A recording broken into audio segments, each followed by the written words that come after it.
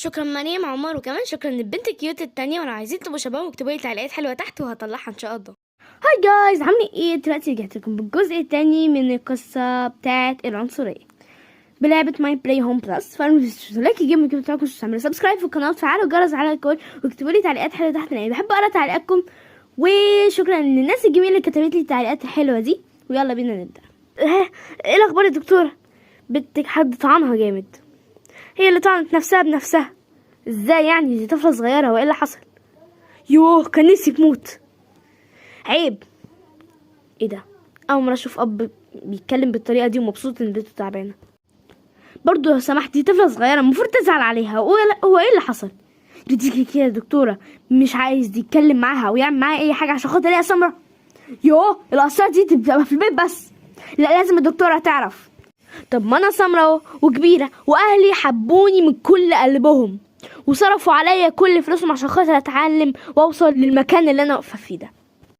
مع ان حصل معجزه، بابايا كان ابيض مامتي كانت بيضه، هما الاتنين كانوا بيض، انا طلعت سمرة. فحضرتك لازم تحب بنتك. دي مش بنتي، فلنعتبرها بنتك. انا خارج بره. دكتوره، ينفع اطلب منك طلب رزل شويه؟ ايه؟ ينفع اخد رقم حضرتك ونبقى اصدقاء؟ اكيد طبعا. ده مش رزل، ده عسول قوي. انا عايزه ارتاح شويه. تمام، يلا بينا نتكلم بره. ايه رقم تليفونك؟ بصي، نديك رقم تليفوني وتديني رقم تليفونك عشان نتصل بعض في اي اوان. تمام. بصي، انا عايزه اقولك على سر. ايه؟ دلوقتي انا نفسي اربي البنت دي وتكبر وتبقى دكتوره شبه حضرتك كده. تمام، دي حاجه كويسه جدا. تمام، بس انا معيش امكانيات، فارجعها تاني الدار ولا يعني مش عارفه الصراحه، ولا افضل مربياها بس مش هخليها تكمل تعليمها كده. ممكن اكلها يبقى ضعيف جدا، لان الاب مش عايز يصرف اي حاجه لان هي سمرة وهو ابيض. انا هساهم معاكي في ان انتي تكبري البنت دي كانه عمل خيري. بجد. ما تقلقيش، انا دلوقتي هديكي 3000 جنيه، ومثلا كل شهر ممكن اديكي 10000 جنيه. بس معلومه لحضرتك، والله انا مش بقولك الكلام ده عشان خاطر حاجه، انا بس كنت عايزه اخد رايك واتفاجئت لقيت حضرتك بتقولي لي كده. لا عادي يا حبيبتي. تمام، شكرا. العفو. انا سمعت كل حاجه، وال3000 جنيه دي بقى خليها في جيبك يا حبيبتي. انا مسمحلكش تتكلمي معايا بالطريقه دي، احترم نفسك. انا راجل البيت وانا اللي اقول انت اللي تديها فلوس ولا انا. وبعدين اصلا مش هشرف على البنت المعفنه اللي جوه دي مليم. ورجعي الدار تاني، على فكره ممكن تجيبي الولد، وانا هساهم معاها في ان البنت دي تكبر وهي عايزاها تبقى دكتوره، فخليها دكتوره زيي. لا طبعا، وانا هوقفكم عن كل مخططاتكم. ما تقدرش يا حبيبي. ماشي، انا هكره لك البنت دي في نفسها وهخليها تموت نفسها بقى بحقه حقيقي، وهمنعك ان انت تطلعيها بره البيت عشان تموت. ماشي، هبلغ الشرطه. موت التليفون في البيت. هحبسك احبسك انت وهي في اوضه وتموتوا من الجوع، يا ترجعي البنت المعفنه دي الدار تاني. لا مش هرجعها تاني، ولو راجل تعمل لنا حاجه. بقولك ايه، شكل جوزك ده عقله تعبان، وديه مصحه. هي مصحه قريبه من هنا، المستشفى دي فيها كل حاجه، في مصحه تحت. تمام، يلا بينا على المصحه. انت هبله ولا ايه؟ لا انت متخلف. بعد عيالك كتير. بصي، كلميني كل يوم، ولو جرالك اي حاجه هاخد عربيتي وهجيلك لحد بيتك.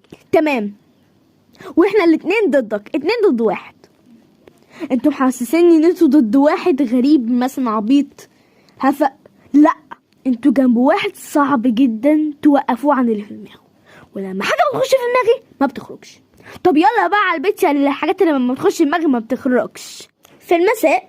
الو دكتور، الحقيني. ايه يا حبيبتي، في ايه؟ هو عملك حاجه ده؟ لا ما عملش، بس انا خايفه قوي على البنت. خايفه انام اصحى الاقيها ميته او رجعها تاني الدار. هو مش انت عارفه مكان الدار؟ يبقى لو ودها الدار تروحي تاني وتجيبيها. ماشي، بس الحته لو مثلا موتها. ما يقدرش يموتها، ولو موتها الشرطه هتيجي. طيب دكتور، ينفع تزوريني؟ لحد دلوقتي بردي الساعه 8:30. حبيبتي انا ما اقدرش فعلا، انا عندي عمليه لازم اعملها. طب انت هتخلصي بقى يعني شغلك ده امتى؟ بصي، انا هخلص شغلي على الساعه كده 12 بالليل، ممكن ابقى اجيلك. 12 بالليل، بس احنا بننام اصلا الساعة 10. خلاص هبقى بكرة الصبح اطمن على البنت. تمام ماشي.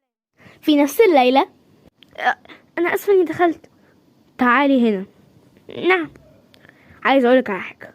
سامحتني؟ لا. تمام. انا بكرهك، انا ما بحبكيش. وانا انت كده كده عشان انتي سمرة. يا ماما. لا بنت تعالي. ماما بابا بيقول انه بيكرهني وعايزني ارجع دار الايتام. ايه الكلام ده؟ بابا بيقول انك بيكرهني. ما تصدقهاش، دي معلمة متخلفة مش فاهمة حاجة. عبيطة برضو. والنبي بلاش انت، لو قررت تأذي بنت تاني هطلب منك طلاق. خلاص يلا حبيبتي ننام. ماشي يا ماما، انام جنبك النهارده. تمام. والله اللي يخلي البنت الصغيرة دي تشوف ربنا. وبس كده، ده كان فيديو النهارده، يا رب يكون عجبكم.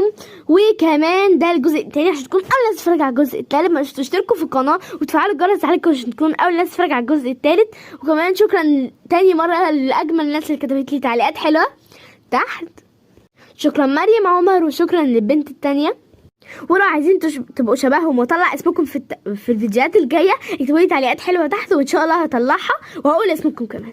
ولو ما تعرفوش، انا فتحت زي حمله كده ان انتوا توصلوني 1000 مشترك.